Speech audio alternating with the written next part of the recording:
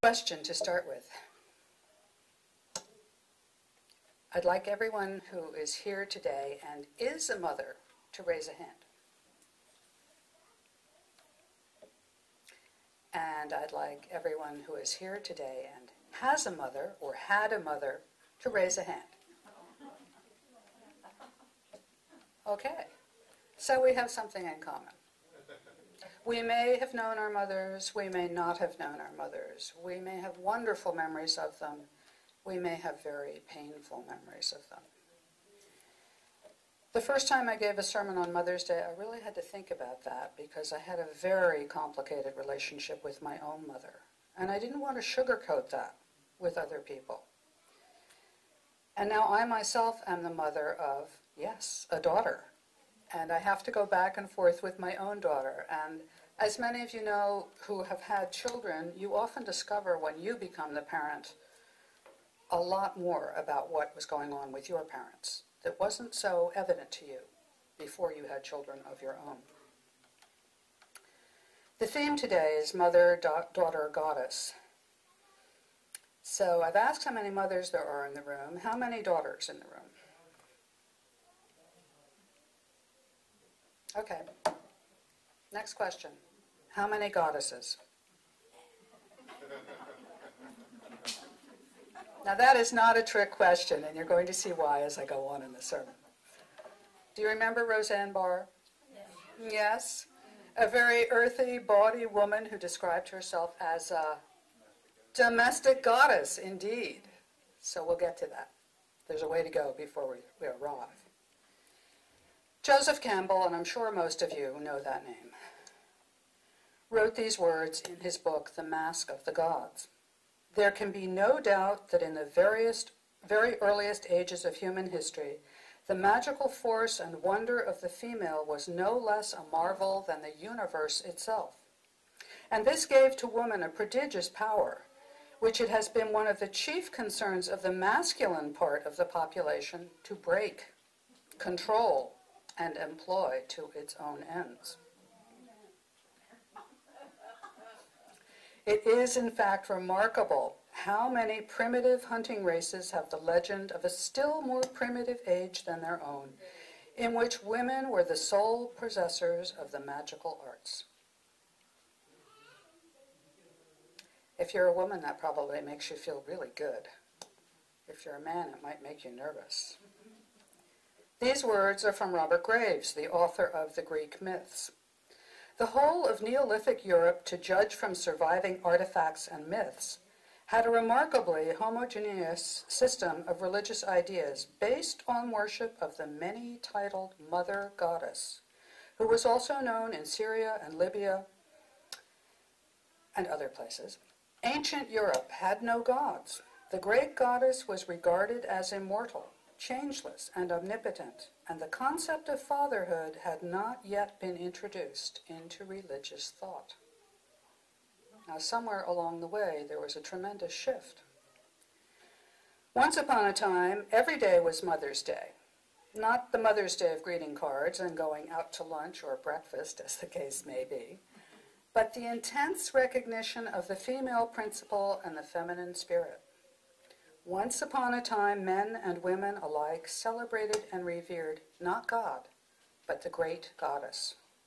She was the great mother, the mother of all life, out of whom poured all life, and back into whom poured all death. In ancient Greek traditions, thousands of years before Homer and Hellenic cultures, the original goddess was Gaia, the earth itself. She was life itself for all of us, birthing us, nourishing us, embracing us upon our deaths. She was the hostess for all living creatures. In the pre-Hellenic world, the people of the Mediterranean basin and points east, west, north, and south revered female deities with many different names, but many things in common.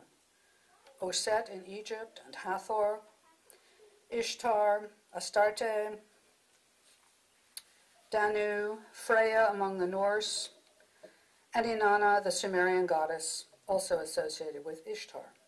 There were hundreds, if not thousands, of female deities around the world, including some who are better known to us because they come from Western Europe, such as Europa and Rhea in Crete, and in Greece, Athena and Aphrodite, Demeter and Persephone.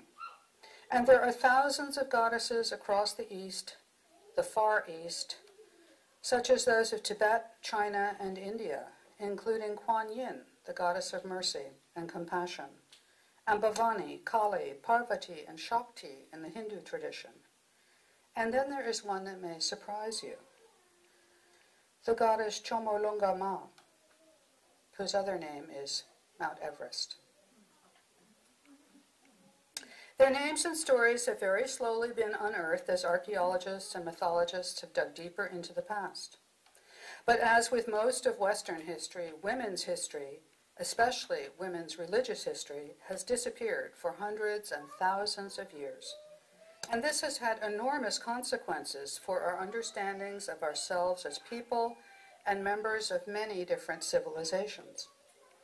On a spiritual level, it means that we have usually heard only one story, the story of religion as told by men. This is especially true in the West, where religion has been dominated for at least 2,000 years, and probably more, by Abrahamic traditions. In the Abrahamic religions, there is a very male deity, a very male worldview, and an almost exclusively male hierarchy of clergy. Except for us, of course. But then we went beyond Christianity. If you haven't heard this said before, Unitarianism is a post-Christian religion.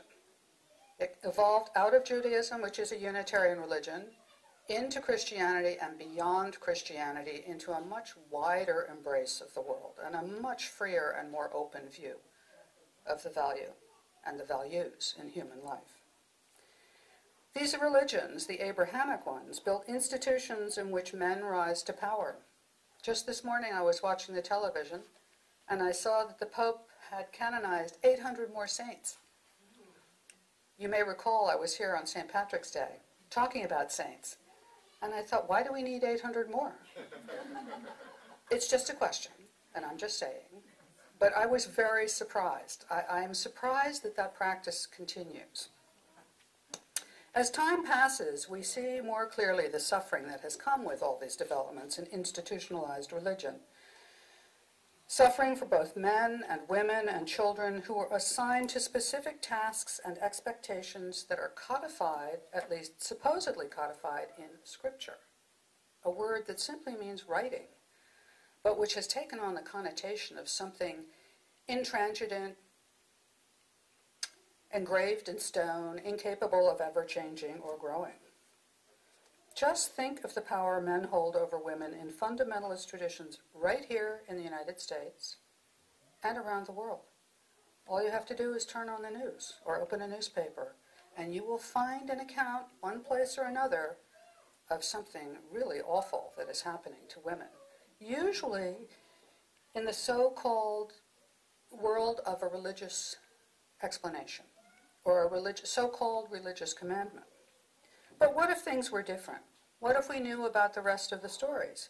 What if we knew about all those goddesses who inspired reverence for life and life on the planet for thousands of years before they moved off the stage?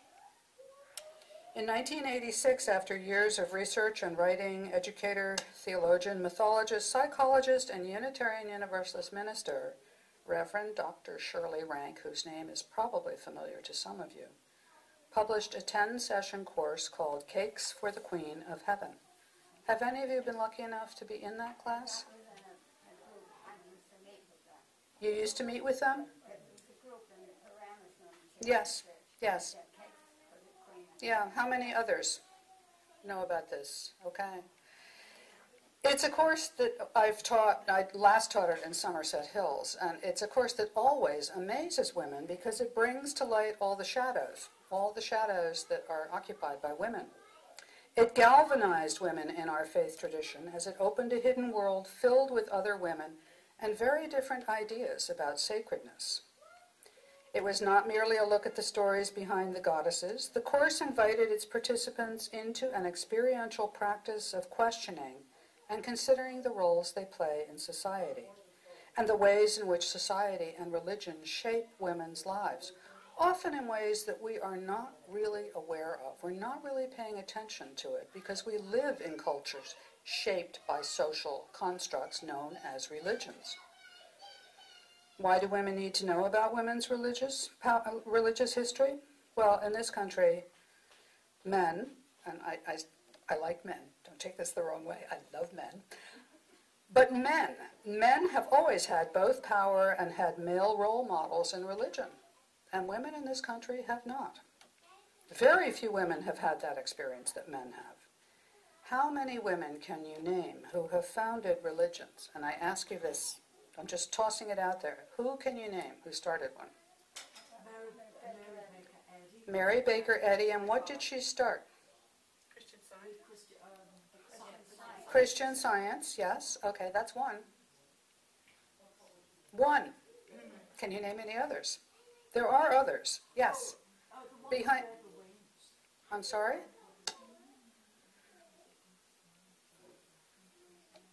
Yes, you. I'm sorry, I don't know your name in the back. I can't remember her name, but the one who started Seventh-day Adventists. Anyone remember? I don't know who that was. No. I was thinking of Mother Lee, who was the leader of the Shaker sect. Now, the Shakers, she came here from England. The Shakers were considered an offshoot of the Quakers. But indeed, she's the one who helped set up their communes up in New England. Yes? Did she start a religion? Not really. But she preached. Yes, she did. Around the colony preaching. She did, and she got into a lot of trouble for that, did she not? Because people were not all that tolerant or accepting, were they, of women preaching. I say that because my great-great-grandmother, Mary Newhall, was a radical Quaker preacher. And I've learned about her by Googling her, and it's like, okay, another firebrand in the family. What about Amy Semple McPherson? Now, you think she founded Seventh-day Adventist? I think so. I didn't know that. I thought she was not a Pentecostal, but she was an evangelical preacher who preached during what's one of the Great Awakenings in the 19th century, early 20th century, and she traveled around the country speaking to big crowds of people. She had a big following. Yeah. My mother-in-law told me all about that. Okay. In the 30s. Okay. Excuse me, the 20s. 20s, yeah. Yeah. She preached all day. Right. This might be a subject you'd like to do some research on to see who you can come up with, because the women are very few and far between. They are not acknowledged in major world traditions as having had much, if anything, to do with the launch of those traditions. Now that's changing. It is changing, and nowadays, as you may know, the majority of ministers in the Unitarian Universalist tradition are women. But this is a highly exceptional situation. This is not true in any other faith tradition. We need to understand the history of religions and where women fit into these, because most of us have been socialized in patriarchal cultures that represent male as the norm and the female as the other. In this culture, images of power, including religious power, have always referenced the men as the key players. Mary is the only woman worshipped in any meaningful sense within the Abrahamic traditions. That's really quite something, isn't it, when you think about it? She is the only one who has a lot of attention. I'm not saying there aren't other women saints who have been prayed to as intermediaries, but Mary is the towering figure. In the Jewish religion, it's Deborah. Is she worshipped? Not specifically, but she was, she set policy in ancient Judea. And she was revered as a holy woman. As a holy woman. Yeah. She was revered as a prophet. And she was the preeminent judge over all matters in ancient Judea.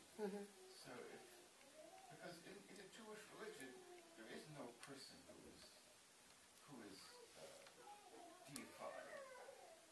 No, people are not deified. No. Exactly. But there's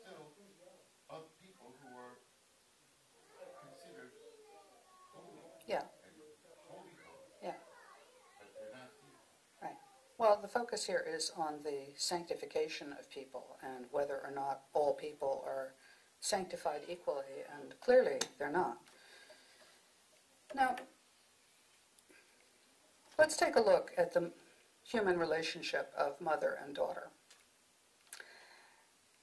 How many of you would describe your mother or your daughter as your best friend?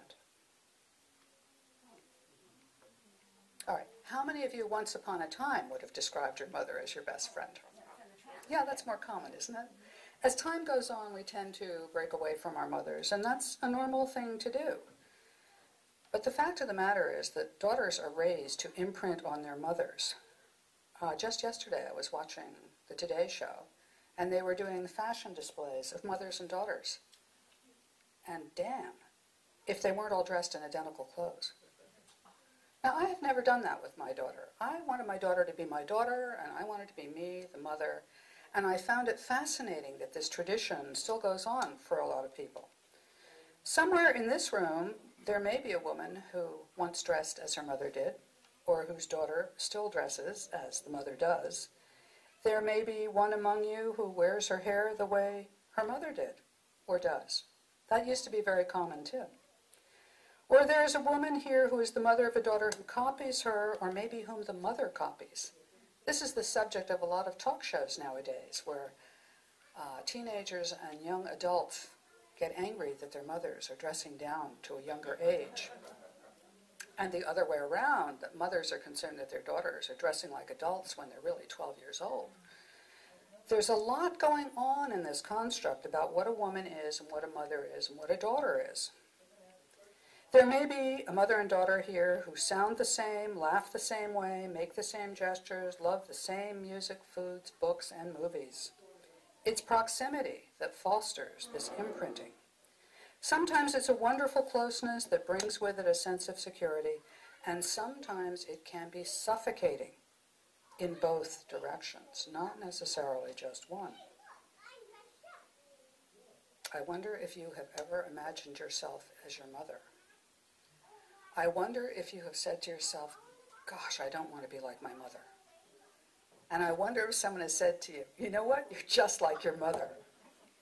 Yeah, we've heard some of these things. Do you have positive memories of your mother's raising you? Or are they painful?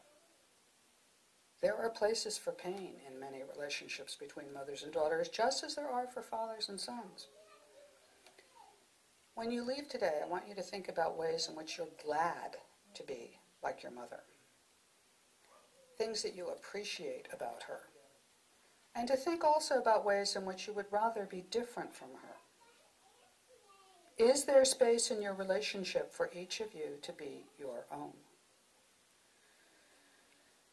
Now, women live in those states. The states of being other, because we have been determined to be others by those who are physically stronger than we are. And that has been a place of great stress and deep wounding. It has been unfortunate for everyone involved. It is unfortunate for men who are separated from women because they have ideas about how they should be and how women should be. And the same is true for women. It is unfortunate, and it can be very painful. Whether we are male or female, whether we pay attention to it or not, we are affected by the patriarchal and the matriarchal. In a largely male-driven culture like ours, both girls and boys must gradually separate from their mothers and go into the world of their fathers. And this is something that Dr. Rank mentioned very clearly. That means we have to move away from our mothers. We have to reject their pull to stay with them. What happens next depends on one's gender. Boys move into bonding with their fathers, and this helps them move and behave and grow in the larger world. We sometimes forget that as young men detach from their mothers and assume increasing maleness, they can lose touch with their feelings for the female spirit, and it's completely understandable.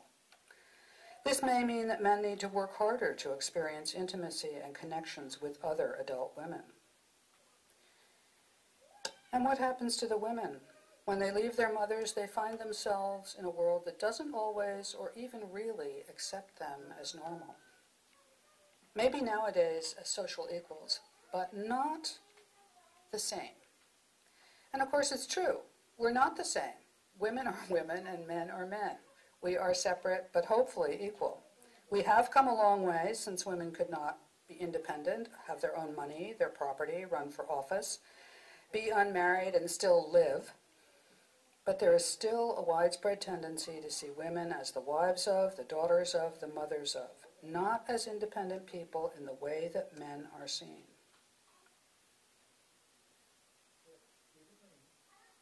Women need to be independent in order to be seen as adults, and not just as children. This is one of the biggest problems that women have to deal with, being assumed to be childlike, especially when expected to look childlike.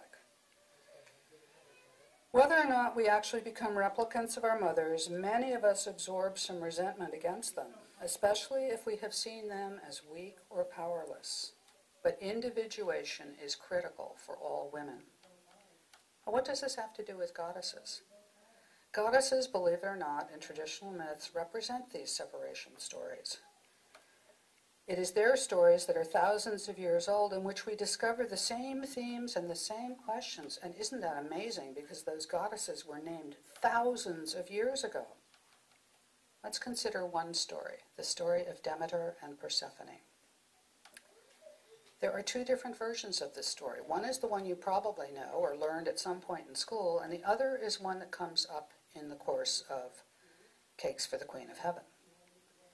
The first one is the popular one from a hymn to Demeter, dated to Hellenic times and stories of deities associated with Mount Olympus.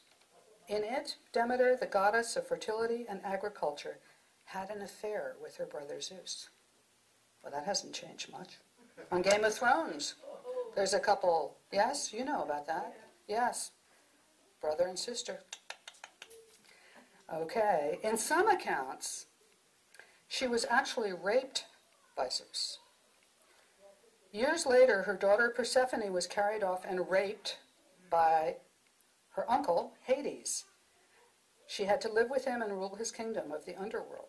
Demeter searched everywhere and abandoned Mount Olympus. As long as she was away, the earth was infertile and nothing grew. Zeus begged her to stop and come back, but she wouldn't. She was determined to find her daughter. It's that insistent mother love of rescuing the child. Despite all the gifts that other gods brought to her, Demeter insisted that she would only return and bring life to earth again when her daughter was returned to her. Zeus finally asked Hades, his brother, to release his niece, Persephone. And Hades did, but not tricking Persephone into what? What did he trick her into doing? Winter. He didn't trick her into making winter. He tricked her into... She had to eat something. Do you remember what it was? A pomegranate, yes. Spend as many Yeah, I'll get to that. months in Hades at each siege. Yes, yes, I'm going to get to that. Okay, Rhoda. Thank you. Depending on the number of seeds she ate, she would have to stay with him. Okay, so she ate 3 seeds, which meant that she was going to be there from the winter solstice to the vernal equinox. That would be December 21st through March 20th or so. All right? After that, she could come back up and stay with her mother. While she was with Hades, nothing would grow, and it would be the season of winter. And that is a story, I think you would agree, of violence, captivity, negotiation, deception, desolation, and grief. Demeter was grief-stricken beyond belief. She stopped letting the world grow because of this.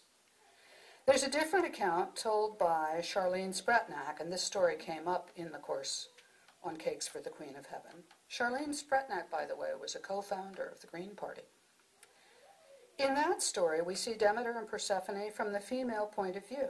Spretnak describes Demeter as the grain mother, the giver of crops, reporting her origins as Cretan and saying that she has been closely associated with both Gaia and Isis of Egyptian mythology. Her daughter Persephone is the grain maiden who represents the future. Spretnak believes that prior to the Olympian version of the myth, there was no mention of rape in this story. As Spretnak tells the story, and this is very different, Demeter and Persephone used to wander the fields and woodlands celebrating the earth. grain goddess, grain daughter. Persephone asked her mother where the dead went. To the underworld, her mother told her. And one day Persephone said, I have to go there. The dead need me. It's giving me chills thinking about my daughter saying something to me like that. It's like, that's really unusual, isn't it? The dead need me. What does that mean?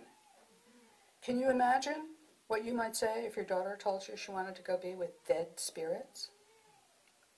Demeter was terrified and devastated, but Persephone was determined to go, and off she went. In the underworld, she hugged the dead souls she met, and she comforted them. And when she was ready, she returned to the world above, where white crocuses bloomed out of the earth as she passed. Persephone is returning, came the cries of the living. And so the daughter returned from her mission to her mother, and they celebrated new life on earth. Two very different accounts. Now, which one would you choose? The last one, yeah. Wouldn't you choose life over rape and violence and kidnapping? All these things that have been in the news all last week, over and over again. So, with an appreciation of the goddess spirit comes a sense of pride in one's body and spirit. With a sense of strength comes a renewed sense of self and one's life having meaning. And when women have to recover from traumas like these in the real world, it takes a lot of tenderness and time and care and a great, great depth of love in those who care about that woman. Now you remember Roseanne Barr, who was the saucy, earthy, bawdy domestic goddess. In that one stroke of naming herself that way, she turned the domesticity of the hearth and the labor of the domestic servant into the realm of worship. We could laugh with her about something that really is very hard to have to deal with, the drudgery of being a drudge. Of course, she was poking fun at the stereotype, but she was also saying something about what we despise and what we worship. We can worship a goddess. Do we worship domestics? No, we don't. There's great irony in that combination, isn't there? Domestic goddess. So, I pose a challenge to you. If you could choose a goddess to be, and all the students in this class had to do it, which goddess would you choose? Something to take away and think about. Which goddess? Which responsibilities, which values are the things that speak to you most about yourself? Which resonate? So, following the publication of that book and the course, Reverend Rank said, to imagine the divine as female meant that my body was sacred. To imagine the divine as female meant that the bond between mothers and daughters was holy, not just a source of resentment and hostility. To imagine divine power as female meant that real women like me had inherent power.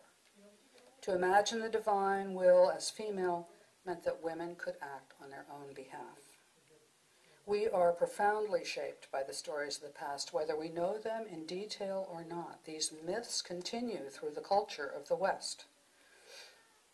As we continue through life, may we be bold enough to examine the stories we carry and creative enough to imagine ways of living that will enrich us and give us enthralling legacies to pass on to the children we are raising in future generations. Let us choose the life and faith of possibilities for each of us, man and woman. So, in closing, remember to be good to your mother every day. Yes. I'm thinking of my daughter who is at home, supposedly writing one of her last papers so that she can graduate next Sunday from Rutgers. Think about the mother figures, maybe not your mother, but the mother figures who inspired you and lifted you up and gave you the gumption and the love and courage you needed to be out in the world. And if you are going to give her a gift, give her one that will touch her deeply in some way, not a household appliance. And remember too, and this goes beyond all of this, to be good to Mother Earth. It is Mother Earth, after all, who carries us across the sky.